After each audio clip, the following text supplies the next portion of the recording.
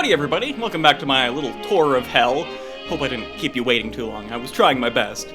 If you haven't seen the first video in the series on the prelude, go watch that I guess, unless you really don't care about hearing about the prelude, which, fair enough, it's the one I was personally the least excited to talk about too. Anyway, that's enough intro, I already explained the series in the last video, so let's get on with it, yeah? First of all, let's do a quick refresher of where we left off, excluding 0-S and 0-E, I guess. Because I want to re-establish the tone that was presented to us at the end of the first layer, since it's kind of crucial for the upcoming reveal to have its full impact, and I do want to talk about said upcoming reveal. Anyway, so, we just finished descending through the Overture, a man-made factory constructed at the mouth of hell to extract and process resources excavated from within.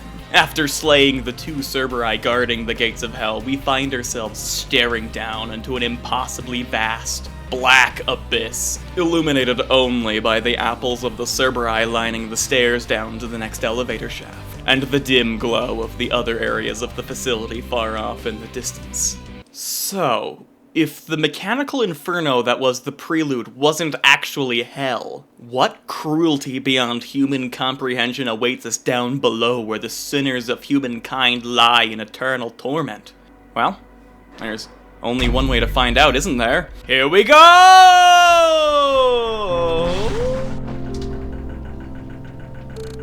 This is hell. But it's so beautiful. No, this is definitely hell. This isn't right. None of this is real. But still, it's certainly not what I was expecting. This place is paradise. Almost. Upon closer inspection, the cracks in the facade become glaringly obvious, oppressively so, making you feel like a fool for thinking this dream was real for even a single moment. The trees are bolted to the ground and have holographic leaves. The water in the fountain is just an illusion. Even the ambient chirping of the local wildlife is simulated on barely hidden speakers. It's almost insulting how obvious it is when you look at it. And most noteworthy of all, the vast sprawling fields are entirely simulated. The freedom of an open plain of lush greenery is merely a carrot on a stick. In reality, the space you actually have to explore is painfully limited. As you explore your surroundings, this serene sanctuary suddenly reveals itself to be a frustratingly oppressive prison. A cruel joke. The promise of what could have been is so tantalizingly close, left seemingly just out of reach. Well, at least the flowers seem to be real, I guess. Okay. This is the moment where Ultrakill really goes from a kinda cool, funny shooter game to a genuinely interesting artistic experience. It's an amazing instance of juxtaposition and pacing and tone. Excellent subversion of expectations. I love how it completely changes the visual identity that the player will have become accustomed to at this point, which is actually kind of why the reveal works so well. The prelude sets up a false expectation for what this game is going to be like. The prelude looks what you might expect a game called Ultrakill to look like. A comedically over-the-top generic action game. And right after the intensity of the prelude reaches its peak, the game immediately pulls a complete 180 and dials it back entirely. Limbo feels like a dream. The fuzzy projections on the walls, the bolted together props, the doors that lack any sort of care for continuity between locations, and the fleeting trance-like feel of the ambient music playing all contributes to this liminal space-esque dreamlike feeling, which is fitting for this being the Limbo layer, as Ultrakill's version of hell is based off of the depiction of hell within the famous biblical self-insert fanfiction, The Divine Comedy by Dante Alighieri, which we could have already figured out based on the text in the door back to hell in 0-5, but I'm dumb and I completely forgot to mention it. Oh well! The almost shocking nature of this reveal is also extremely well facilitated by the fact that the elevator doors don't open until right as you are about to cross through them, unveiling like a curtain at the exact moment to completely immerse you in a new environment. The elevators are actually such a crucial component of how Ultrakill plays around with and subverts your expectations, establishing a consistent state of normality to be repeatedly subverted, but I have an entire video planned about that, and it's gonna be one of the Ultra Analysis ones, and the elevators are kind of a core part of that, but I wanted to talk about it here because it's kind of key to this cool moment.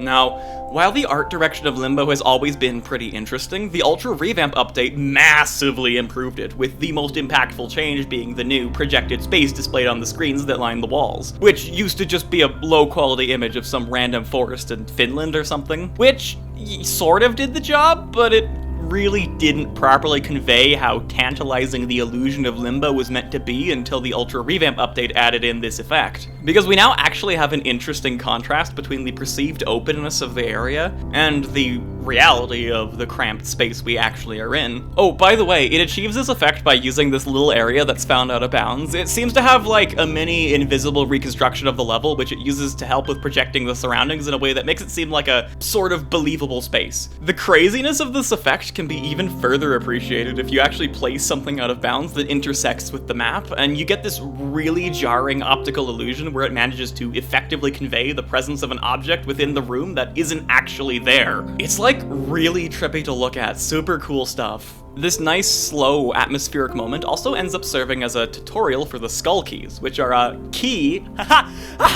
get it, component to the structure of every level in Limbo, and are henceforth used quite frequently everywhere else in the game. This is a cleverly efficient way to do a tutorial like this without needing to throw up text about how you need to match colors and stuff, because it doesn't at all break the pacing of this part of the game to have you figure a few things out yourself, since this is already a slow-paced moment. So, other than the pop-up that tells you that punching also lets you pick stuff up, figuring out the mechanics of the skull keys serves only to add to the feeling of exploring this bizarre, dreamlike prison. The slow-paced atmospheric part also doesn't at all overstay its welcome. It only lasts for like 4 rooms and a couple hallways, with one of said rooms being entirely optional for a secret, meaning the replayability of the level isn't affected at all, since once you know what you're doing, you can speed right through this in mere seconds. The peace of this area, even though it's fake, is still kinda nice in a twisted way. But unfortunately, it cannot last forever.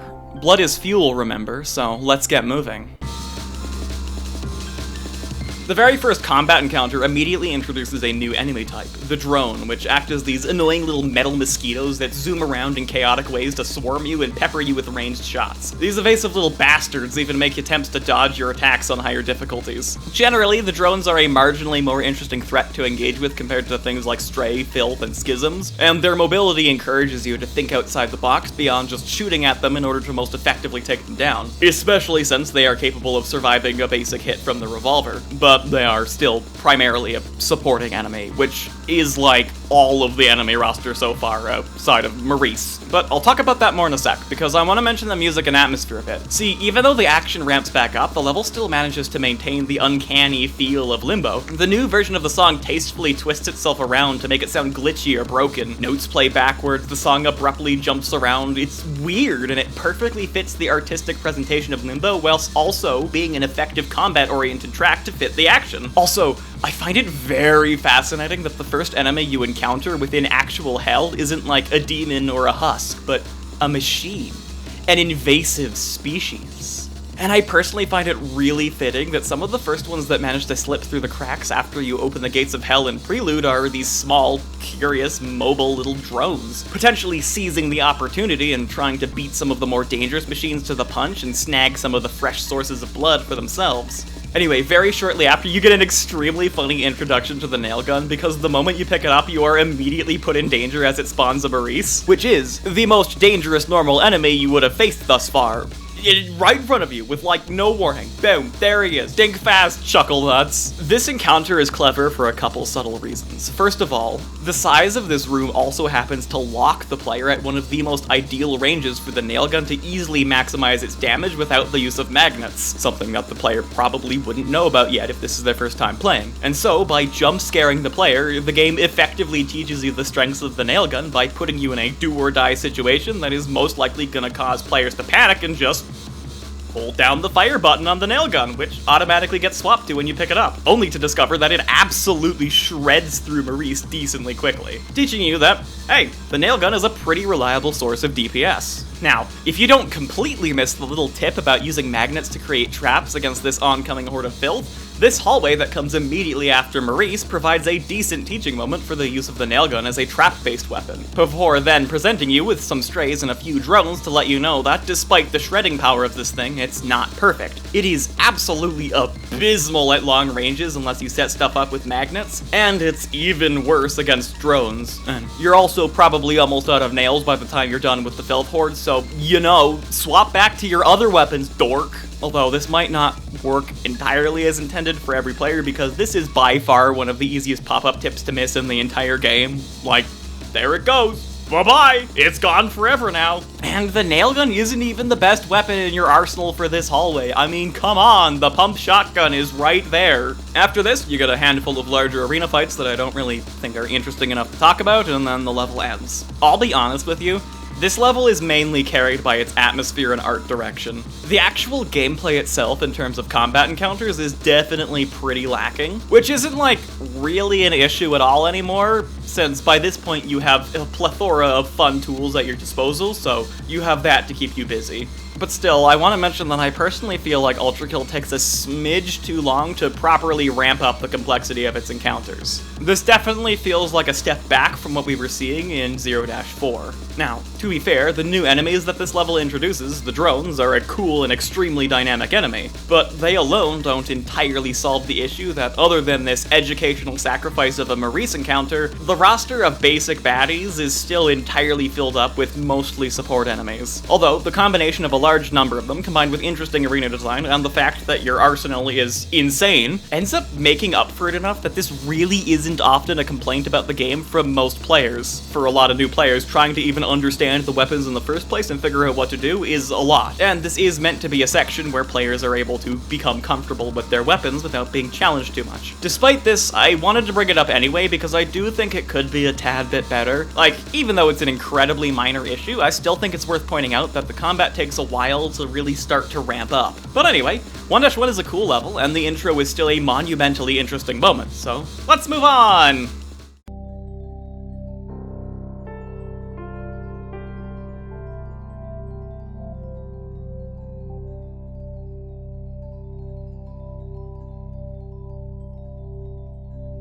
Okay, so 1-2 is honestly one of the messiest levels in the entire game. The serene atmosphere of the start of the level doesn't have quite as much of an impact for us anymore since, like, well, we had a whole level about that reveal, and the lack of a combat song for the first half means the tone ends up feeling a tad off compared to 1-1. It's not, like, really a big deal at all, to be perfectly honest, but it's something worth pointing out, I think. And hey, at the very least, it's now actually got its own unique version of the ambient track from 1-1 instead of just using 1-1's theme again, thanks to the Ultra Revamp update.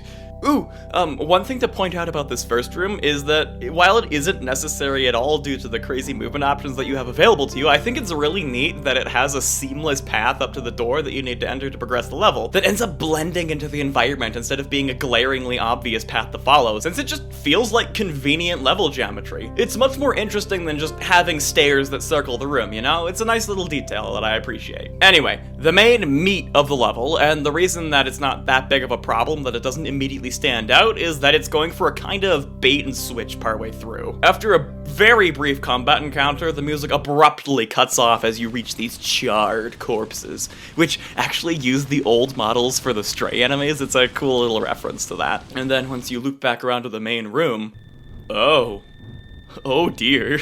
Uh-oh. Okay, so despite the fact that I don't think this is actually that good of a level, this specifically is an extremely strong moment with the complete shift in atmosphere. The boring, overall not very unique start of this level was necessary to establish the way that it was supposed to look before you tear through it, for when you then eventually backtrack and see it in complete ruins. You get to actually bear witness to the consequences of your violence. This is also the start of the trend that this game really likes to follow, where it sometimes withholds the reveal of the title card for the level until a particularly dramatic moment, which has the effect of adding a bit to the impact of some of these dramatic shifts in tone that the game likes to pull. While this certainly looks more like a classical fire and brimstone version of hell, since you know what it's supposed to look like, it now is a tad shocking. The screens on the walls are kind of bugging out, things are falling apart. It really highlights the effect that the machine's invasion into hell is having on it. You are destroying it.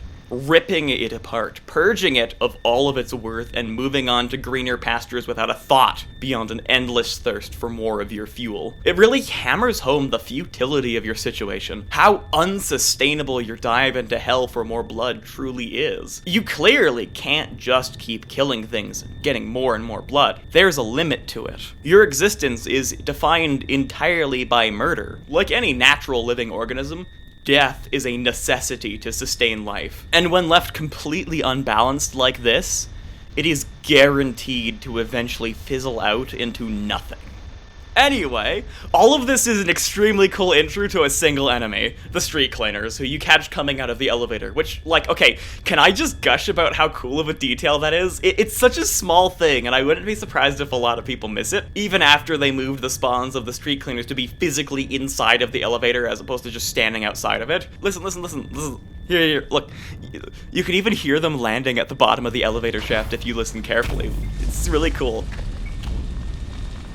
It adds so much depth to the world, despite being such a simple little detail. It implies so much without needing to say anything or make you read any terminals, as was also demonstrated by your encounter with Swords Machine earlier in the game. Beyond being particularly strong, you aren't special. These elevators aren't made just for you, they are just kind of there. It's a normal tool for traversal that every other machine ends up using. It's such a satisfying example of environmental storytelling and world building. It's really well done. Street cleaners also have a trend of like almost never showing up through that little teleportation animation, with the devs usually trying to come up with natural ways to introduce them into the environment, which fits the ambushy style of these enemies, even if it does very quickly devolve into just being two street cleaners behind a corner. But the street cleaners as an enemy, because of this aspect of them, really also helps this moment of the level to try to sell that the machines really are just tearing the place up. And it also kind of fits with the idea that the street cleaners were initially used as scouts for the Hell Exploration Project before it got abandoned and sealed off by the humans. So it naturally follows that a few of them would be proficient enough at navigating this place to not need to be teleported in by... So, okay, it seems like I really like this level so far, right? Why did I say it was one of the messier ones? Well, the level almost immediately drops the cool concept it just established. The idea of emphasizing the machine's destructive presence in hell is extremely cool, and I love that it's established so early. And the street cleaners feel like a thematically appropriate enemy to introduce alongside it, but this concept really isn't given very much time to breathe at all. It ends as soon as it starts getting interesting. The level's called The Burning World, but it's really just the burning 2 rooms, because the moment you step back inside, it completely ditches this idea. The noise music track that you get to listen to for a single fight, titled A Complete and Utter Destruction of the Senses, does fit the concept of, like, the machines invading and destroying things, the chaotic nonsense of the track fitting the brutal scavenging of the area around you, but, well, it is a cool musical experiment. It does end up being a bit grating to listen to. Here, I'll just swap it out for the track that plays at the start to spare your ears, alright? Cool. But, as I was saying, the concept really isn't given the room it needs to be developed upon, which is a shame because this is an extremely promising idea that would have done a lot to establish more of the story and general themes. The gameplay of the level is also really nothing too special until the final arena. The street cleaners are a very welcome addition to the collection of enemies you have to face, don't get me wrong. They're a slightly more tanky, close-range rushdown threat that can dodge non-hit scan attacks, completely deflect explosives like shotgun cores and rockets, and they encourage smart thinking in order to deal with them as fast as possible through their weak point on their back that causes an insta-kill if you manage to hit it with the revolver, encouraging the use of either the sharpshooter or the marksman. And the final arena of the level uses them extremely effectively too. The final arena is just really good, actually. The final arena is the best part of the level gameplay-wise. Basically, it cuts the arena in half between its upper and lower sections, so you have to pick between the assault of the street cleaners down on the floor, or the projectiles from the stray up on the pillars, with the drones acting as a sort of intermediary threat that can provide pressure between both elevations. It's a very well put together fight, but like, this is basically the only non-secret combat encounter after the street cleaners get introduced in the level. I'm not counting the one where they show up in the Red Skull room. That's basically the same as the first fight, except there's one more. more of them. Overall, this ends up meaning in terms of gameplay, the Street Cleaners have one of the weakest introductions in the game, since their introduction level literally only uses them in a single actual fight mixed with other enemies after they get introduced. It would be kinda like if the drones were only used in their starting room and then in the final encounter of 1-1. Thankfully, Street Cleaners are very frequently used in the level coming up, but this weird pacing continues to contribute to the messy feel of 1-2. It's one of the few levels that has structural problems so fundamental that even the Ultra Revamp update couldn't fix it. Because in order to fix it, I feel like the entire level would need to be almost completely restructured from the ground up, to be honest. The secrets in the level challenge are alright. The level challenge is to make it through the level without picking up any skulls, which really just means you have to find this hidden passage and activate this machine with an electric weapon, meaning either the electric rail cannon or the jumpstart nail gun. I personally think that this challenge kinda sucked before the full Arsenal update was released, since it would mean you couldn't do the challenge of the level immediately if you wanted to, instead having to wait until the lust layer to nab yourself the electric rail cannon. So it's much nicer that the player at the very least has the potential to actually have one of the tools they need to complete the challenge before they make it here. This is also kind of the epitome of what I meant in the last video when I said that the word challenges is used extremely loosely. The only challenge here is really just noticing this one cracked wall and then figuring out you can use electric weapons to activate this device. Like, come on, game, you were doing so well with the challenges in the prelude there. What happened? I also can't talk about this level without mentioning the two secret encounters. One of them is a surprise Cerberus when you get the double health secret. I'll talk a little bit more about my thoughts on Cerberus as an enemy in the segment on 1-3, but this is a funny moment regardless. I like it. And of course, the big one. The entrance to which was modified to no longer be behind a breakable wall because I guess too many people had a hard time finding it or something. Welcome to the dungeon! Scared? Well, you should be. Because this is the home of the strongest enemy in the game. Feast your eyes on the ultimate warrior, the destroyer of worlds, the Cancerous Rat! It is the ultimate fight, harder than anything in any video game ever! Anyway, that was weird. Well, moving on. Holy shit! Okay, so this needs some explanation. The Cancerous Rodent and the Very Cancerous Rodent are both a reference to the character Cancer Rat from the YouTuber Civi11, as a cheeky little thank you from the developers for bringing attention to the game before it exploded in popularity. Some people might find this blatant reference to a YouTuber kinda annoying, and it certainly is a weird moment, but I think that the reference is at least subtle enough to not be obnoxious, and the joke here has multiple layers beyond just being a reference, so it's funny beyond the fact that it's a reference, with the setup of an ominous dungeon leading to the punchline, the anticlimactic reveal of Rat, which then leads to the second punchline of Bigger Rat, which has way too many eyeballs when it dies. What the heck? It's a well-structured joke, and I honestly find the moment to be pretty charming. This is also guarding one of the layer's secret stone slab buttons, which are hidden across the 4 levels of the layer and allow you to unlock the alternate version of the revolver in 1-4. And because of this, I can see people really not liking the fact that a YouTube reference like this is guarding a actual, weapon in the game that would be nice to unlock. But whatever. Anyway, 1-2, level with some cool ideas, but overall an awkward execution. Let's move on.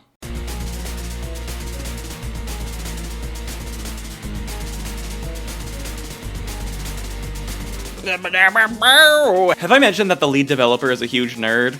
No? Well, I feel like I should mention that the developer is a huge nerd. The level title is a reference to Castlevania, and the music track is called Castlevania, and this level also leans more into the cathedral areas of Limbo than any other level in the lair. Oh, when I say that the developer is a huge nerd, I mean it. Like, almost all of the level titles are references to some sort of media that the developer likes. Usually being music, although it occasionally references things like games or short stories. It's honestly very endearing, I love it. Anyway, 1-3 is the first time the game properly brings things back to the standard epic action game tone that was established in the prelude layer and is customary in most other movement shooters. Just, with its own Renaissance-esque flair to it, which is a nice pace changer and works as a fantastic build-up to a moment that's coming a little bit later. The level is primarily structured around a cute little escalation of the skull key mechanic that every single level in this layer makes use of by introducing the split color doors. It's done a bit unelegantly, but I'm not really sure how else they would do it, so it's fine. You only need to grab one of the 2 blue skulls, and the level is split into 2 distinct paths, and as the pop-up tip hints, one of them is designed to be decently more challenging than the other. I do really like this. While I have been complaining about the simplicity of the combat leading up to this point in the game, especially concerning the previous 2 levels, it was done for a reason. The difficulty curve of the first act of the game is structured around the philosophy of being more of a playground for new players to get the hang of the game and the complicated moveset, before ramping things up using intentionally placed difficulty spikes to force the player to apply the skills that they've been developing in a more intense scenario. But like, come on, throw 1 or 2 Maurices into some of the earlier levels, you know, 0-4 did it! Anyway, this split decision is nice because it gives the players who have grown accustomed to their weapons and feel confident with their skills a good chance to properly stretch their wings over on the hard path, without potentially overwhelming people who are still a little bit shaky on the fundamentals in the easy path. Anyway, let's start with the easy path, shall we? The blue skull path is focused entirely on smaller scale, single room fights, with typically only 1 wave of enemies. The environments are simple and so are the battles, but it avoids the gameplay issues of the previous levels because it manages to use more interesting and challenging combinations of enemies, notably making use of Maurice as well as the first non-secret use of Cerberus as a normal enemy. Okay, Cerberus isn't the most fantastic of basic enemies, since its attacks definitely feel designed to be specifically tailored to the context of the original boss fight and similar situations, instead of being designed around its role within combat encounters and its synergies with other enemies. But the slightly rebalanced normal enemy version works fine enough as a tankier, more dangerous close-range threat, even if it isn't fantastic at providing too much pressure on its own in more open arenas with more complicated designs. Like, okay, Cerberus's attacks outside of the slam dunk really aren't great at pressuring the player until you actually, like, get close to them. But the thing is, the Cerberus doesn't really have any tools to try to allow it to be able to keep up with the player in order for it to be threatening. Like, look at this guy, he's just a slow little dude, and he won't do his dash thing unless you're within range of it anyways. So their role in fights that they appear in is almost always just being a kinda tanky fella who might manage to catch you off guard if you go too close to them. Unless you get, like, a scenario that is designed specifically to mimic some of the conditions of the original boss fight. However, the fact that any statue can just wake up and start attacking you from now on is cool. I do like that a lot. And at the very least, the reuse of Cerberus as a normal enemy is a smart way to add variety to the roster of enemies without having to have built quite as many completely from the ground up, even if it isn't quite as interesting of an enemy as like Maurice or the Street Cleaners or like a bunch of the enemies that'll get introduced later on. Anyway, I'll talk a little bit more in depth on Cerberus in the enemies video. Back to level specific stuff. The blue skull path is set up like a loop, meaning you can tackle the sequence of rooms in whichever order you like, which occasionally ever so slightly changes the dynamics of a few of the combat encounters, most notably being the spiral staircase lava room, where the entire room is spawned at once if you enter the room such that you are moving upwards instead of downwards. In contrast to the blue path, the red skull path is instead comprised of 3 large-scale, multi-wave arena fights, much more akin to what you saw back in 0-4. These are also easily the most complex and interesting arena designs we've seen so far in the entire game, marking a dramatic shift in the overall quality of encounter design and complexity. Arena number 1 centers around this raised center walkway surrounded by spots for the stray that appear in the first wave of enemies to surround you, and the more cramped areas of the bottom half of the arena work well for the Street Cleaners, and after the secondary waves of drones and schisms, the battle is ended off nicely with a fight against a Cerberus, who doesn't quite pose too much of a threat in this room since the varying elevations and open space really don't support any of its attacks except for the apple slam dunk, but the presence of a tankier threat is once again very much appreciated. I also want to mention the Ultra revamp completely changed the secret that was in this room. It used to be a clever puzzle that asked you to understand that the sliding mechanic made your hitbox smaller even when you ramp up into the air, but as fun as it was, I can see how that might have been a bit too esoteric of an interaction, so it was changed to just having you go over here. Arena 2 is this really cool winding structure with 2 floors. It's just perfectly designed around the enemies in it, especially the Street Cleaners and the drones. The narrow pathways surrounded by lava and a plethora of walls to block line of sight are perfect for creating a tight space for the Street Cleaners to thrive in and ambush you, but the open space around the outskirts of the arena, along with this hole in the center that connects the 2 floors, are perfect for the drones to weave through and make the most out of their mobility. And the 2 floors also provides the player with enough space to isolate isolate each Maurice that spawns in when their respective enemy groups they are tied to are killed, which is appreciated since outside of the secret fight in 0-4, this is the first time you can encounter 2 Maurices at once. The final arena is definitely the least interesting in terms of structure, but it's also the largest scale fight with the most different enemy types in it. So the arena has to be like this in order to facilitate so many different kinds of foes. Literally every enemy you've encountered as a normal enemy so far shows up here. Strays, schisms, filth, street cleaners, Maurice, drones, and a Cerberus. Technically it is kinda split up into 2 different 2-wave fights, but since the rooms are connected, if you're trying to go fast, you can activate the entire arena at once and just deal with the chaos. The red skull path used to just dump you out right beside the blue skull, which was funny, but I very much prefer the Ultra Revamp rework that instead just brings you back to the starting room, with the option to hop off partway through to continue along the blue skull path like you used to be able to. This change makes the level a lot more fun to devise routes to P rank or speedrun, because you can also use the bottom of the teleport tunnel on the blue skull path to shorten your time. Anyway, once you collect and place at least one of the skulls, the path to the end of the level opens up, where you are met by the average Trump supporter. Ha-ha! That's right, I'm woke! Happy Pride Month, by the way. Okay, so I did initially plan to have this video out in June, but obviously that didn't quite work out, but I still wanted to say Happy Pride Month, even though I missed it by a little bit. Okay, I'm sorry, I just had to make a joke using the name of the enemy. But come on, basically every other video about Ultrakill does it. It's tradition, you know? The Hideous Mass is a decent fight. The devs did say in the developer commentary livestream that it was meant to be, like, super easy, but a lot of people end up struggling on it anyway, which I think is likely because the Hideous Mass is designed specifically to be really annoying if you don't approach the fight intelligently. First of all, most of its body is actually covered in armor, so despite its very large size, you actually have to be quite mindful of where you attack it and how you approach attacking it. And it switches between 2 different stances, which will change which weak points it has exposed to at any given time. So you need to switch between targeting its stomach and its tail depending on what stance it's currently in. It's actually really cool. All of the attacks it has are very punishing to get hit by, but technically really easy to avoid and very predictable. The boss itself also has a relatively slow pace that it attacks you at. The shockwaves are big, but like the windup is insanely long. Even on brutal, it's pretty long. And the mortars, while hard to parry and high damaging, move pretty slowly, so as long as you're moving around a bit, you'll be fine. The only really scary attack is the harpoon, which can restrict your movement if you get hit by it, until you manage to break free either by punching it out of you or shooting at the stinger on the tail. How punishing the harpoon is really heavily depends on the difficulty you're playing at. On standard, you can kind of just get rid of it immediately. It barely affects you, but if you get hit by this attack on brutal load,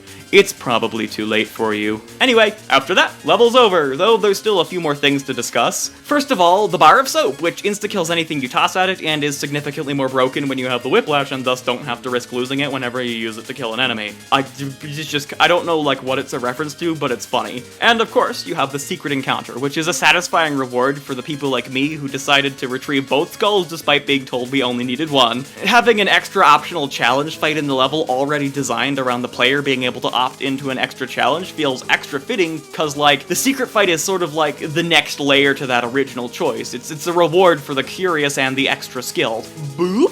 Say hello to Agony and Tundra, which are, you know, Devil May Cry reference. Who would have thought? Agony and Tundra are actually a pretty fun challenge, and they are extra neat because both of them have their own slightly unique behaviors and properties compared to the other, making it a tad bit more interesting than just being a double swords machine fight. Agony, the red one, acts like a permanently enraged swords machine, meaning its attacks cannot be cancelled by parrying, and it will try to get up in your face more to hit you with sword combos. Whereas Tundra acts as a sort of combination of phases 1 and 2, being able to use the full range of swords machine's moveset. Okay, Agony technically can use phase 2 moves as well, but this only really happens on brutal mode, where enraged swords machines are actually allowed to still use their ranged attacks. The other neat thing about the fight is that both machines have unique contradicting weaknesses and vulnerabilities. Agony takes more damage from electric attacks, whereas Tundra takes more damage from explosions, which makes the fact that you have to kill both of them simultaneously a bit more interesting, since relying on a single type of strategy or weapon is a little bit more likely to lead to one of the two dying way before the other one, and then being resurrected back up to the likely still very high health of the surviving one. Alright, okay, before I move on to 1-4, I kinda wanna talk a bit more about the cathedral-esque aspects of Limbo.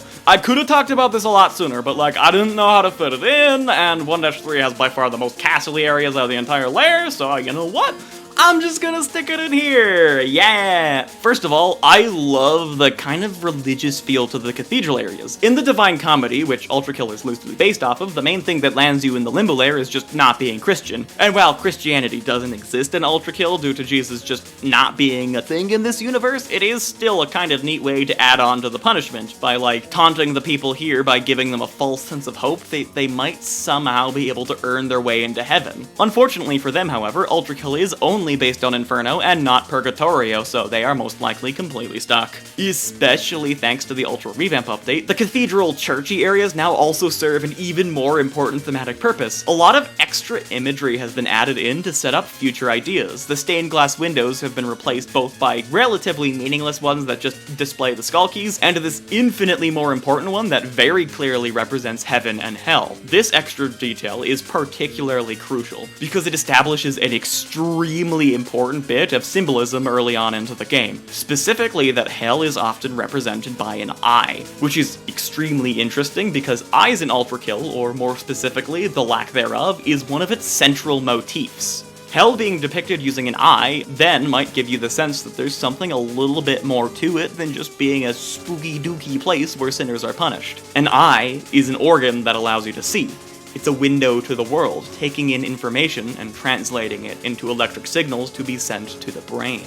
It implies that there is something watching. This now introduces some very interesting implications for a weird detail of the death screen sequence, where for a brief moment, this image flashes on screen at the exact moment V1 succumbs to their injuries and shuts off. Fascinating. Very fascinating. And some of the new statues that were put into the lair also just end up being really nice inclusions to help further set up motifs and ideas for later. This lion has been noted by the community to seem similar to the concept of the green lion eating the sun, which along with the symbols for Mercury and Salt that are on the skull keys, retroactively lets the game start to establish some of the light alchemy themes that Ultrakill has been leaning into recently. This lion statue specifically now seems to be even more important considering its reappearance in the fraud lair. The newly included statues of the ferrymen are also a nice addition, since it teases the later appearance of the actual enemy in a very fitting way, as the lore for the ferrymen is heavily related to the existence of the skull keys, which Limbo features very, very heavily in its level design, as the skull keys are in fact actually the skulls of fallen ferrymen. There's also the other new statues of this knight-like angel, which we know is probably not Gabriel, since Gabriel's swords and wings look distinctly different from the ones depicted here, as well as a general slight difference in armor structure. It's a nice potential tease to a potential later enemy.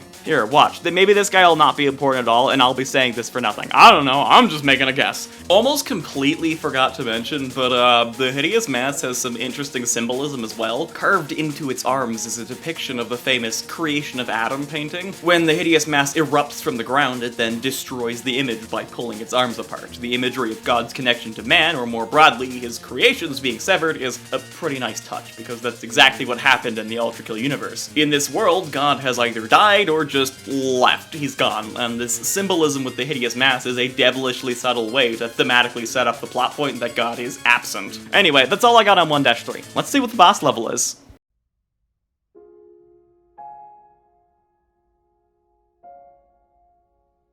Okay, now this is tonal juxtaposition. Even though the player has already had a similar moment back in 1-1, this still works really, really well because it heavily contrasts the extreme intensity of 1-3. The tone of 1-3 was very much meant to seem like a return to form. The standard high-intensity tone that movement shooters are supposed to have, giving the player a false sense of security that can then get subverted here.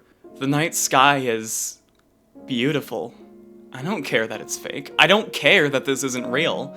That doesn't change the fact that this view is mesmerizing. Even though it's meant to be an illusion, the sense of comfort here can still be real, right? This exact moment has been built up to throughout the entire Limbo layer, where the time of day has been progressing with every level, going from morning to afternoon to evening and now night. And my god, these simulated stars sure are a sight to behold. The classical music piece CLAIR de LUNE really helps add to this. It's not an original Ultrakill song, obviously, but it's used extremely effectively. In order to progress through the level, you must collect 3 skull keys to unlock this big ominous door, which is obviously leading to the boss arena. All the skulls are placed in semi-hidden locations, such that you actually have to engage with your surroundings to some extent. It forces the player to kind of stop and reflect, to exist in the moment for a second or two, take in the details, and just think. Like, okay, sections where you have to just walk around in fast-paced shooter games for a bit can often end up being kinda annoying to have to play through. The slow parts are meant to balance out the fast pace of the game so you don't get overwhelmed. But I have yet to see another movement shooter pull off creating these slower moments so masterfully, such that they aren't an annoyance. At least to me. I don't know, maybe some people are annoyed by this, but I certainly wasn't, at the very least. The locations of the skulls are hinted at by this book you can pick up and read a small passage from, which becomes a common way to show off lore and provide hints to puzzles from now on. The passage reads, "My mind is adrift with the eternal torments, lurid vistas painted in insidious tones, hollow walls that scream to the touch, a mocking song plays at all hours. Even the sounds of the birds are fake, all reminders of my endearing damnation. Gabriel, my dearest friend, in endless penance I have awaited your embrace into heaven. I have been so faithful, accepting of my fate, but to what end? What punishment is this that I am to bear the keys to my own doom with no hope of salvation? These skulls sneer their devilish grins, voices chattering, tempting me to take the plunge deeper into hell. I won't do it. I've hidden them away amongst the furnishings, books, and the very foundations of this accursed place. Forgive me, Gabriel, I will await your..." This character is presumably this fellow over here, who appears to be praying before a stained glass portrait of an angelic warrior, who, based on context clues from the book passage we just read, is probably Gabriel. Now, Gabriel is in fact the single most important character within the events of the game, so it's appreciated that his existence is being teased here. Oh, just a side thing. This big mysterious door here with a slab in front of it is what you were pressing all those secret stone buttons for. Behind it lies the alternate revolver, which is colloquially referred to as the slab revolver by the community due to the method of obtaining it. I've already talked about the slab revolver in my weapons analysis video though, so go watch that, I guess. Anyway, the three skulls are hidden up here behind this window, behind the Gabriel art, which was apparently actually a hologram, and beneath the floorboards of this dining hall. Which, can I just say, I kinda wish the dining hall got a little bit more of a glow up in the Ultra revamp update. Like, I don't know, it still feels kinda empty and weird looking to me for some reason, at least compared to the amount of detail that some of the other sections of this game got. Okay, you can actually put one of the skulls on the headless skeleton, which leads to this cute little moment. Nice to meet you, Hank. Sorry, buddy, I kinda need your head, though. Anyway, after placing a single skull... Ugh, another one of these guys? Come on! We already thrashed the other guy who was trying to be all cool. Get out of here! Though that one did look weirdly similar to me. I do really like that this new character appears and disappears in a completely impossible way, which kinda hints at the nature of the logicless structures of hell, and that said structures can change on a whim. Wait, what? Was this always here? There's a fourth skull? There's a fourth skull! How did I not know this? Why didn't you tell me? Is this new? Was it added in the Ultra revamp update, or has it been here the whole time and am I just stupid? Anyway, Hank! Hank! You can keep your head now! Hooray! Okay, before moving on to the actual boss part of the level, I want to take a moment to appreciate the effort the developers made to make this level be not obnoxious to play through on repeat attempts. See, you can skip the entire skull collection thing by just shooting through the stained glass window, which is nice, honestly, because it's an obscure enough interaction that the player isn't too likely to think to try it on their first playthrough and thus won't ruin the moment, but the level's challenge requires them to learn that it exists. So it's not unreasonable that players will eventually discover its existence. I also want to appreciate the lovely detail that this archway right at the start of the level was made so that it instantly breaks when you touch it, exclusively because it was getting in the way of speedruns. Like, the amount that the developers care about this game is really heartwarming, honestly. Anyway, I hope you weren't getting too comfy there, and that you are ready for an extensive lesson in ass whooping. Because V2 is here to help you with your homework by curb stomping you into the center of the earth.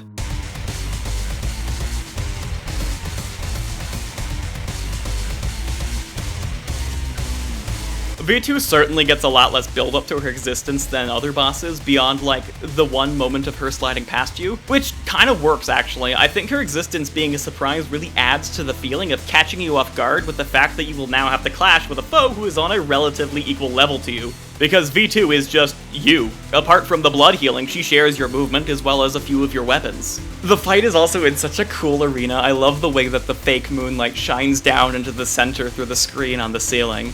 The game sets this moment up so that V2 is immediately cooler than you, abruptly interrupting your cute little serene moment by bashing through the window, which also hints at how you can do the same on your end of the arena, and then bowing to you like the cocky little bastard she is before just going absolutely nuts on you. Her confident attitude also kind of mirrors the typical ho ho ho, I'm an unstoppable badass feeling that most other shooter games make you experience. A feeling which Ultrakill itself intentionally tried to invoke in the level preceding this, attempting to get you into a false sense of confidence before V2 here shatters it into a million pieces. V2 is the quintessential example of the kind of difficulty spikes I was talking about that the first act of Ultrakill likes to use, and her difficulty is extremely straightforward. She is hard because she is just somebody who uses your moveset. It's effectively a 1v1 PvP fight, which means that the only way to beat her is just be better at the game than she is. V2 is a vibe check through and through. It's literally the game going, hey,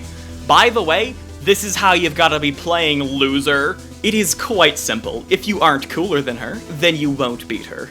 So you have to get cool or die. Which is why this fight is only really ever challenging once, which is the first time you fight her, because she's only hard if you are worse than her at the game. Now, V2 is the most unpredictable enemy in the game, which makes sense as she attempts to act similarly to how a player might act. You can tell what she's trying to do based on her wing color, but like, let's be real, nobody does that. The weapons that she uses at any given time are based on what she's trying to do, and are based on the strengths of said weapons for each scenario that she finds herself in. If you approach her and play aggressive, she's more likely to back off and pepper you with revolver shots. If you run away, she quickly closes the gap and gets in close for a shotgun blast. And if she has the chance to charge up a strong attack, she goes for either a charged piercer shot or a core eject, thus setting a baseline level of competence needed with the movement and arsenal in order to overcome her. The thing that really makes this fight so interesting, however, is that there are multiple different ways that the player can be cooler than her in order to beat her. While she shares your movement, she only has part of your arsenal, just the core eject shotgun and the piercer revolver, which is a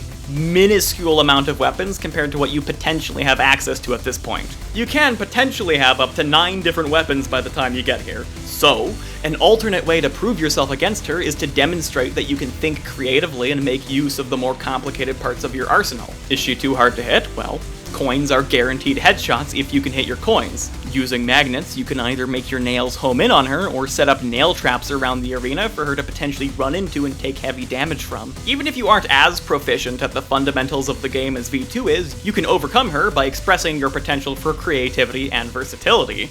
Or you can beat her by demonstrating your understanding of paying attention to your enemy, parrying and turning all of her attacks against her. No need to jump around like a maniac when you can just stand in one place and deflect everything she sends at you as long as you can keep up with the variations in parry timing, based on whether or not she uses her revolver or her shotgun. Just a side thing, it is a bit weird that you can parry her hit scan revolver blasts. While they are indicated by a yellow flash, they are also the only hit scan attack in the entire game that is actively punchable. Most attacks like this in the game actually require you to punch the windup of the enemy as opposed to the hit scan itself, but oh well, it's not really a big issue since V2's attacks are at least consistent with the design language of communicating parry ability, unlike the Cerberus in 0-5, so I can't complain too much. While V2 is a harsh difficulty spike, she ends up working so early on because she has multiple different avenues of skill progression that you can pursue when it comes to beating her. No matter what, you must be cooler than her, but the specific way that you can prove yourself to be cooler than her can vary, making her an extremely fitting early game boss despite her difficulty. Also, you can do this. You fool! I am now monetized on YouTube! Feast your eyes upon my unstoppable power! My secret weapon! Mid-roll advertisements! If you have YouTube Premium or an ad blocker and didn't see an ad there, can you just pretend that you watched an ad there, okay? Please? Come on, can you do it for me? Do it for me. Cool, thanks. Anyway, and with the minuscule amount of money I made from the ad views, I can delete you from existence! Ha ha! Man, I love this game. Anyway, once you wipe the floor with V2 and send her running away like a wimp, you steal her arm and can finally move on to the next layer of the game. V2, along with being an extremely effective boss fight and a super effective difficulty barrier to the rest of the game, also kinda thematically fits some of the things that have been happening in the Limbo layer. She's a satisfying climax to this segment of the game, despite the fact that the first time you ever see her is only mere moments before you actually fight her, which contrasts basically every other boss in the game, who almost always are built up or teased in some capacity at least an entire level before you battle them. The out-of-nowhere reveal works perfectly here. One, it's a perfect juxtaposition of tone to the quiet, reflective build-up that precedes her bombastic introduction, and two, it's kind of fitting that the end-of-layer boss of Limbo is a machine instead of a demon or a husk. Limbo simultaneously sets up the idea that hell might not be quite what you were expecting, as well as the machine's invasion of hell for more blood. Hence why it's fitting that V2 both shows up and leaves in apparently impossible ways, and it's fitting that her existence is a surprise, matching the abrupt and speedy nature of the machine's massacre within hell. It also reaffirms the fact that you aren't particularly special as a character in this story. You aren't the only one to use elevators, you aren't the only one looking for blood, and you aren't even the only machine powerful enough to front-run this massive race of murder and consumption. Overall, the Limbo layer is a perfect way to properly start off the rest of the game. While the Prelude might have been the technical intro for the game, Limbo is where Ultrakill truly becomes something special, where it really breaks out of the mold of a typical high-action movement shooter and carves its own distinct identity. Ultrakill is an extremely interesting artistic experience. It has some incredibly breathtaking moments and mind-blowingly creative ways to twist the tone of a fast-paced shooter game where you're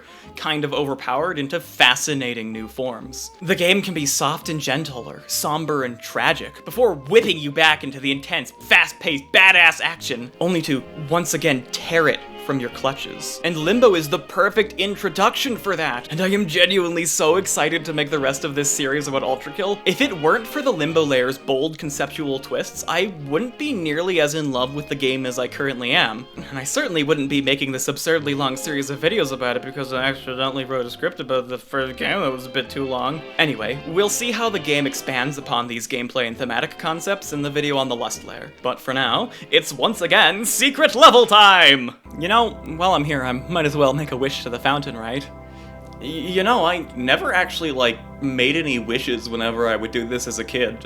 For some reason, I just really liked throwing coins into fountains. Anyway, this is the secret entrance to 1-S. Okay, so this is obviously a really cute way to do the secret entrance for Limbo. It's just a fun way to involve the coins, I really like it. As I said in the last video, the entrances to the secret levels from now on are gonna get quite a bit more esoteric. From here on out, you're gonna need to do some weird stuff to unveil the secret levels. However, at the very least, the level entrances are usually hinted at in some way by the level challenges themselves, or, the locations of secret orbs. With this one specifically, exclusively just using the level challenge as a hint to find the entrance to 1-S and nothing else, by presenting you with a task that would genuinely be impossible without the existence of either a secret tunnel to the end or, well, a different exit to the level. Okay, so I actually don't really have too much to say about the level itself here. It's a puzzle level in reference to a game called The Witness, which is famous for its attempts to teach mechanics without any sort of direct guidance or explanation. And so, this level is based around line drawing puzzles very similar in nature to the ones found in The Witness. Albeit, the freedom you get with drawing lines is a bit more lenient here since you have a grid to do it on instead of a strict maze of paths that you must adhere to. It's pretty simple. Start at one square, get to other square, and it manages to effectively create some decent puzzles as well as introduce the couple of extra mechanics it has in a nice way. Very cool. It's not the best secret level in the game, but it's charming enough, really. I like it. The thing I do want to use this level to talk about, however, is how the Ultrakill secret levels, despite all being goofy genre shifts and references to other games, still end up feeling a bit extra special because of how they all usually try to adhere to and reflect the tone and concepts of the layer that they're based on. First of all, 1-S adapts the progression of the time of day across each level in the layer and incorporates it all into the single level, with the time of day evolving as you progress through each chamber of puzzles. Though it doesn't just feel appropriate visually. Conceptually speaking, having a puzzle level for the secret stage of Limbo is very fitting. The experience of getting stumped on a difficult puzzle while you sit there and search for the correct perspective to view the problem from to see the solution can be described as a sort of limbo, an intermediary state of confusion between starting the puzzle and finding the solution. It's reflective of the artistic style of Limbo, which is, as we know, very liminal and dreamlike in its appearance. Like you're kind of stuck in between paradise and the inferno of hell. I'm not sure if it was like intentional, but the choice of the game specifically to reference is extra fitting to me. As The Witness has a mixed reputation about how well it actually achieves the concept of teaching the mechanics exclusively through gameplay, the open-ended structure of The Witness does leave a few people feeling quite lost, confused, and frustrated, wandering around an empty island wondering what they did wrong or didn't understand, which definitely is kind of similar to the Limbo lair itself, which probably would just be full of average people who might not be sure exactly why they ended up here in hell. It's an interesting reflection of the ideas that the lair it is from was attempting to explore, which is what makes it feel that little bit extra satisfying. Zero-S technically did this too, by the way. The idea of Prelude is kind of that it's just a more generic feeling part of the game to set up for the tonal juxtaposition the game pulls later, and so its secret level is a reference to generic Slenderman the 8 Pages style horror games. Alright. With that out of the way, it's time to talk about the Encore level.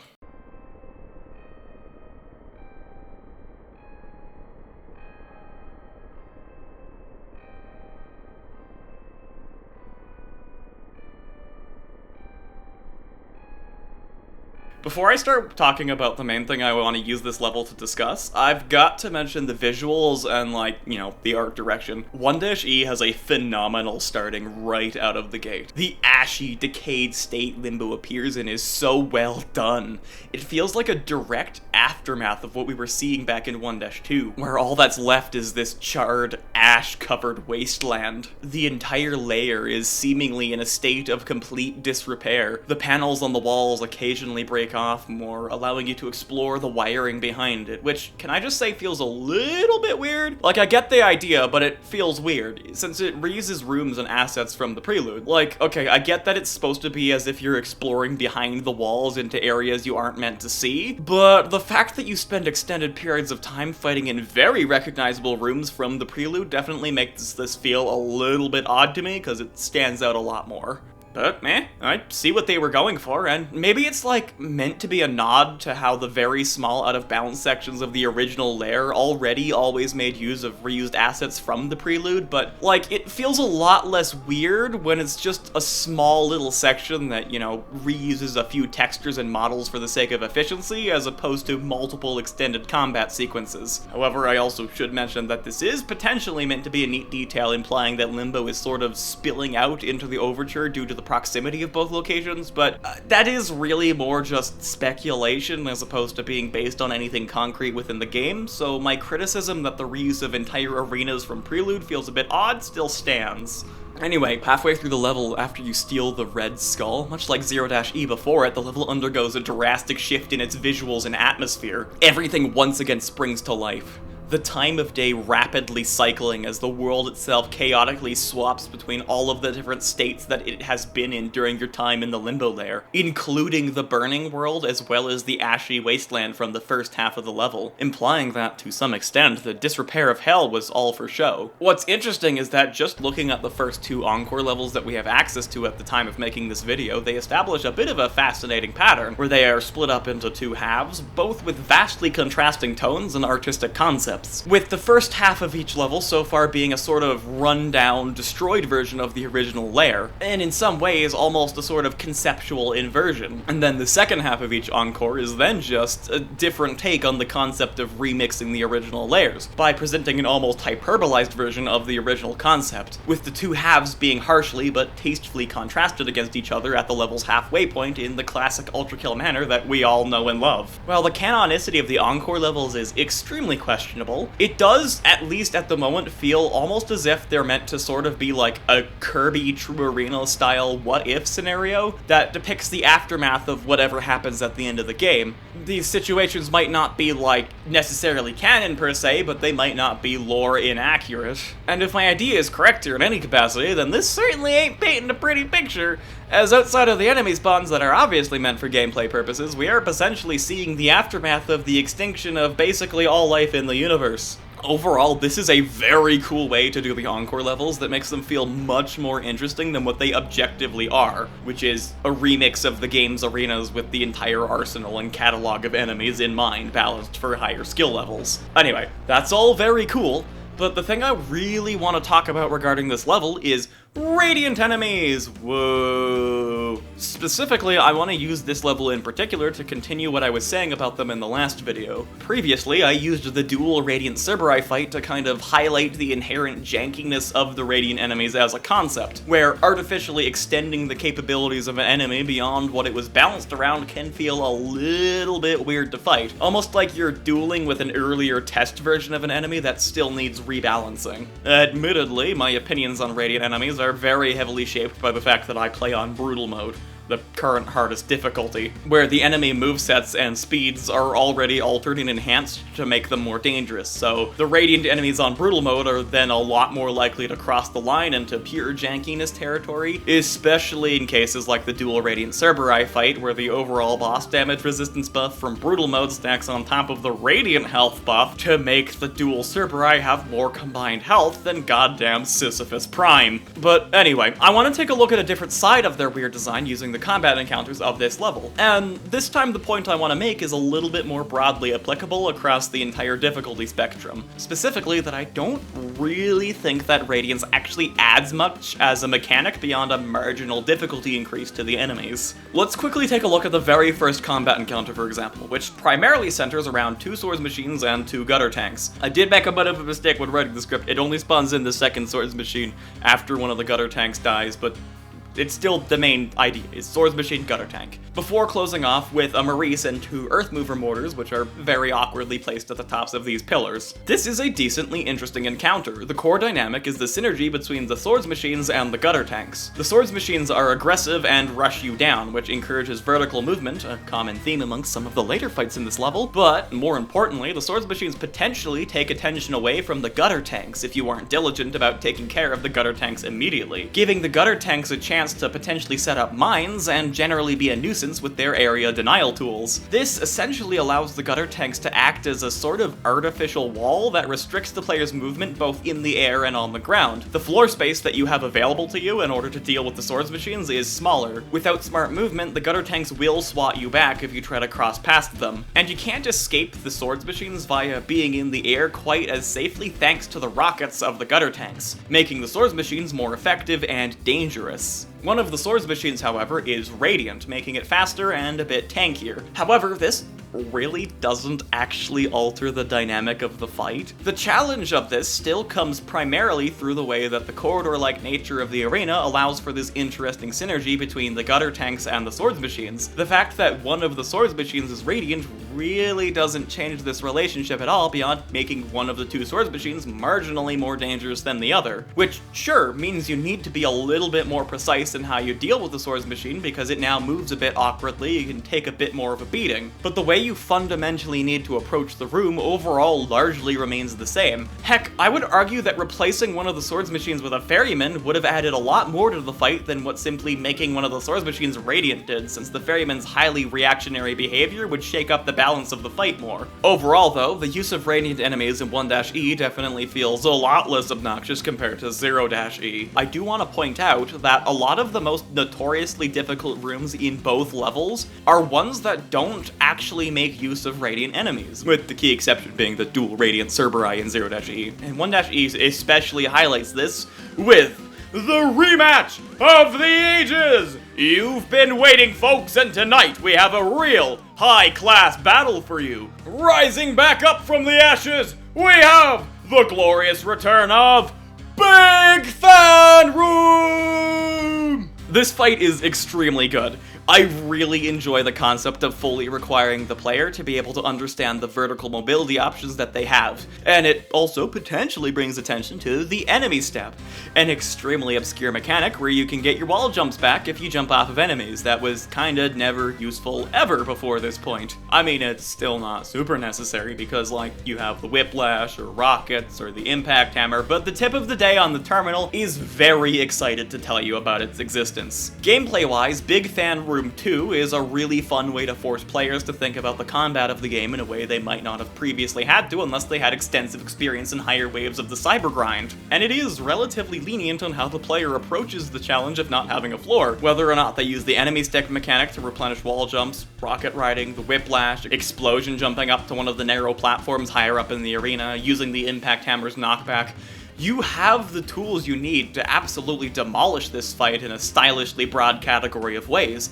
You just need to demonstrate a deeper understanding of the moveset, which is really fitting for an optional post-game challenge. The difficulty of this fight comes from the combination of the environment-based challenges and enemy composition. Even if Radiant enemies would make it a bit harder, the core idea is still based on the fact that there's no floor. That doesn't change with Radiant enemies. Now, to further my point even more about how Radiant enemies don't really achieve too much design-wise, let's take a gander at one of the more infamously frustrating rooms in the level amongst players and break down what makes it so difficult. And I am, of course, talking about the Floor is Lava room. This fight is genuinely pretty tough. While there are platforms to stand on, they are small and easy to fall off of, meaning you don't have a lot of room to dodge attacks while grounded. The fight starts with two guttermen up on opposite sides of the room atop these ring structures. Spaced out guttermen and open arenas are already especially dangerous, even without the lava floor, because this means you basically have no way to break line of sight on them, putting you on an immediate timer to deal with the pair of trench-clearing bots before their tracking gets so good that they just shred you to pieces. The only way to reset their tracking on the machine gun arm in this setup is to break their shields and parry them, so you must engage them in close combat or have a solid plan to take them out fast. However, the awkward platforms they're placed on makes it extremely tricky to properly approach them and remain beside them without them being able to easily swat you away. So setups for quick kills can be quite a bit more difficult to pull off.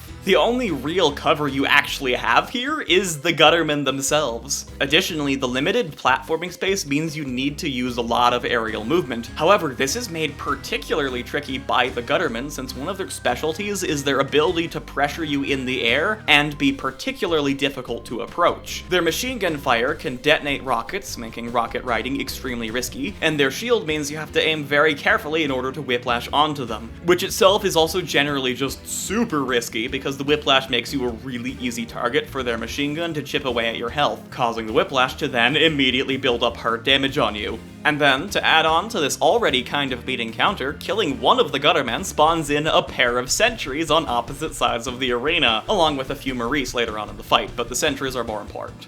Now, the sentries in isolation are very easy to take out fast due to the lava and the light weight of sentry enemies, making them especially prone to knockback or like being dragged around by magnets, so they can be dealt with relatively quickly by just knocking them off of their platforms into the lava. But because they are sentries, they need to be dealt with almost immediately. And in case you forget, you still have a gutterman shooting at you. So unless you're comfortable with chargebacks, which are already a bit riskier because of the gutterman, who can potentially eat your coins using his hit scan chain gun fire, providing you with more immediate threats like this puts you in an inherently tough spot, since you now have conflicting priority targets, creating a really interesting, almost puzzle-like dynamic where you need to really smartly consider how you can effectively manage the fight using your arsenal of weapons. The thing that makes this fight hard is the clever use of enemies and the arena to specifically highlight certain strengths and synergies, asking you to demonstrate a more advanced understanding of your capabilities as V1 in order to not get completely eviscerated.